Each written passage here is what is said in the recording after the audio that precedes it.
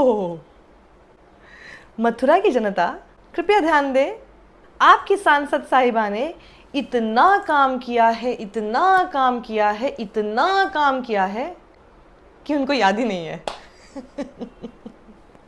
मैंने बहुत अच्छा काम किया है and people are very happy with me. So many roads and so many things I have done which I just don't recognize right now. I don't remember much. अब देखिए, जब से ये इंडिया पूरा एक अलायंस बना है तब से कभी उसको इंडी, कभी घमंडिया कहकर और कांग्रेस पर टारगेट निशाना करते रहते हैं नरेंद्र मोदी। वो कह रहे हैं इस बार, क्योंकि पूरा अलायंस बन गया है, कि भैया जो भी इसको सपोर्ट करता है ये उसको खा जाते हैं। इंडी अघाड़ी से बहुत सतर्क रहना है। कांग्रेस एक ऐसी बेल है,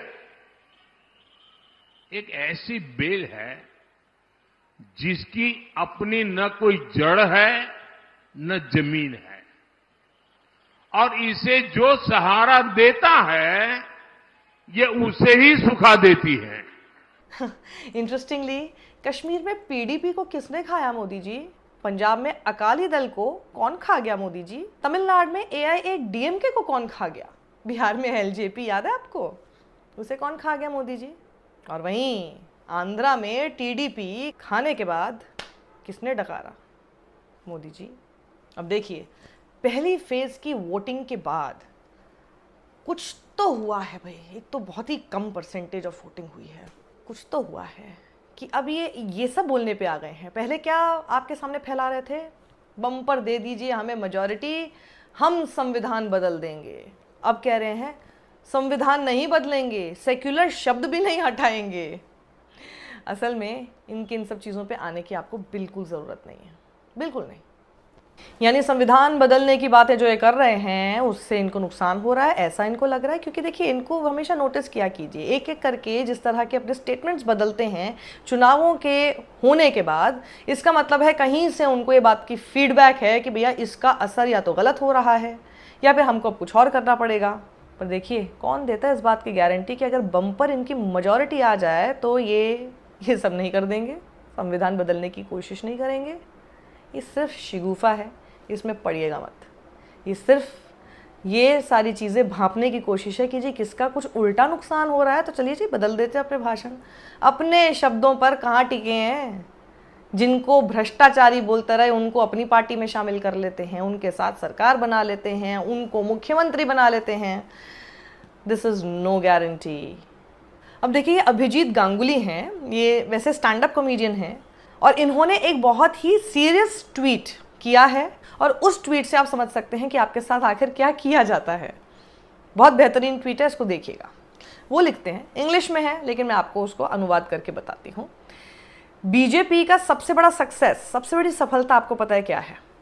कि वो अपने पूरे फैन बेस को, यानी कि जिनको हम भक्त, अंधभक्त ये सब बोलते हैं, उनके जो भी फॉलोअर्स हैं, समर्थक हैं, उनको ये कन्विंस करने में, ये मनाने में वो कामयाब हो जाते हैं कि कुछ तो अच्छा हो रहा है कहीं पर। आपके साथ नहीं हो रहा होगा पर कहीं पर हो रहा है। वो कहीं पर हो रहा है कि चक्कर में वो आदमी बड़ा खुश हुआ घूमता रहता है। हाँ, मोदी जी ये कर रहे हैं, कहाँ कर रहे हैं? हाँ ठीक है, मेरे साथ नहीं कर रहे पर कहीं तो कर रहे हैं, किसी के साथ तो कर रहे हैं। May be not around you, आपके आसपास नहीं होगा पर कहीं हो रहा है। वो कहाँ है किसी को नहीं पता, वो कौन से मैप में किस प्लैनेट पर है वो जगह पता नहीं। जो लोग कई सालों से आज तक ट्रेन में नहीं चढ़े हैं उनको ये जता दिया जाता है बहुत ही कॉन्फिडेंस के साथ कि भैया इंडिया जो है ना वो ट्रेन के मामले में बहुत बेहतर कर रहा है। But the ones using it know the truth. लेकिन जो लोग असल में उसमें ट्रैवल कर रहे हैं ना वो सच जानते हैं। जैसे इन मोहतरमा को देखिए। मेरी सीट नहीं है। नहीं तो फिर आप हट जाइए। आप टीटी को क्यों बुला? आप हट जाइए। आप जाके बुलाइएगा ना कि आप बोलिए, आपकी सीट है। मेरी सीट है, बोलो। आपकी सीट है? मेरी सीट है। कितने नंबर है ये? यही नंबर है और क्या? नंबर तो बताइए ना, कितने नंबर है ये? आप उसको टीटी को बुलाइए। मैं क्यों बुलाऊंगा? टीटी आएगा तब बात करेंगे। मैं क्यों? आप जाके बात करके आओ। हाँ रुक जाइए।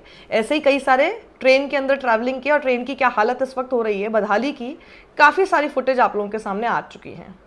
देखिए, स्वाइप करते जाइए, ये देखिए। अब आगे बढ़ती हूँ मैं।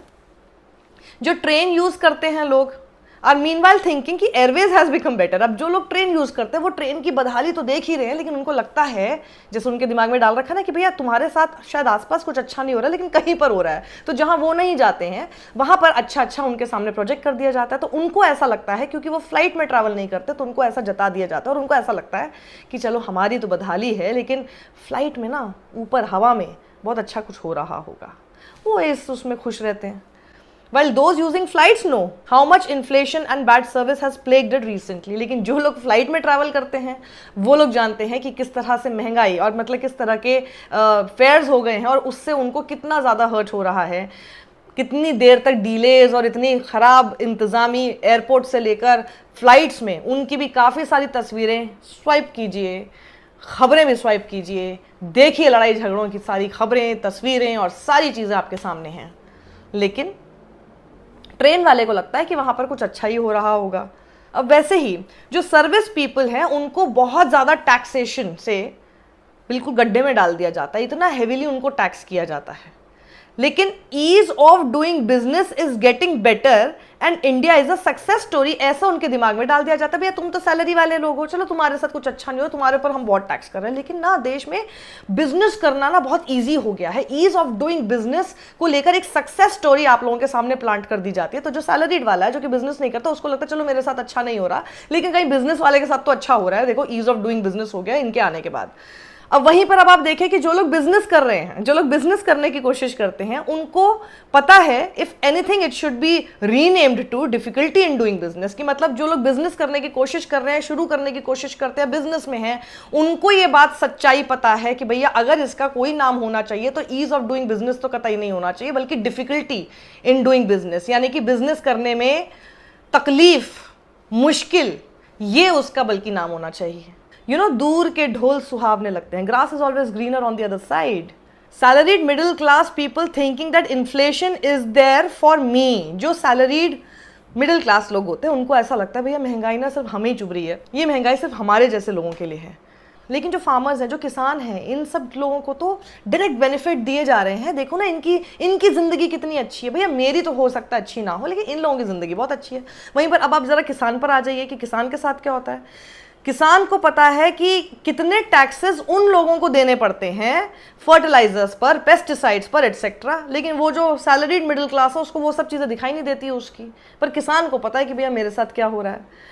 मोर और लेस हर जगह पर, अब वो आगे लिखते हैं, मोर और लेस हर जगह सेम ही स्टोरी है। हर तरह के प्रोफेशन आप देख लीजिए, खुद के साथ कुछ अच्छा नहीं हो रहा, दूसरे के साथ हो रहा है, ऐसा कन्विंस कर दिया गया है, ऐसा आपके दिमाग में आंख पर पट्टी बांध दी गई है और आपके दिमाग में भर दिया गया है बड़े सारे अपने पूरे PR स्किल्स के जरिए।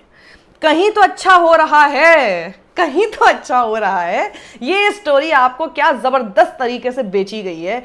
कहीं तो अच्छा हो रहा है, हमारे आसपास शायद नहीं, पर मोदी जी कुछ तो अच्छा कर रहे हैं। ये कहानी आप सब लोगों को बेच दी गई है, आपके दिमाग में ठूस दी गई है, और वो कहीं कहाँ है ना आपको पता है, ना आप पूछते हैं कि कहाँ है, और ना आप जानने की इच्छा रखते हैं। और इसीलिए आपके साथ ये ऐसी ही स्टोरीज लगातार बेची जाती हैं।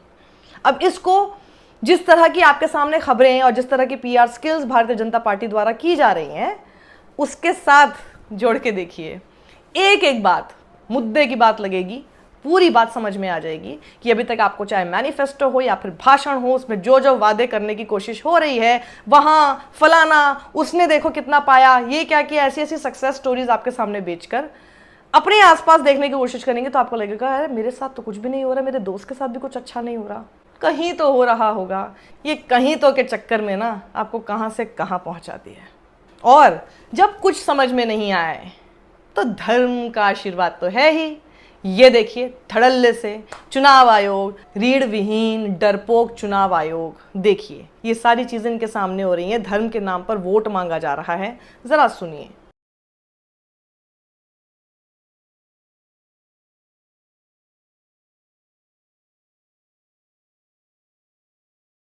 लेकिन कोई शर्म हया लज्जा इनके अंदर नहीं है। चुनाव आयोग अभी भी सोता रहेगा, they will not do anything, क्योंकि आपको ये कहानी बताने में बहुत माहिर हो चुके हैं।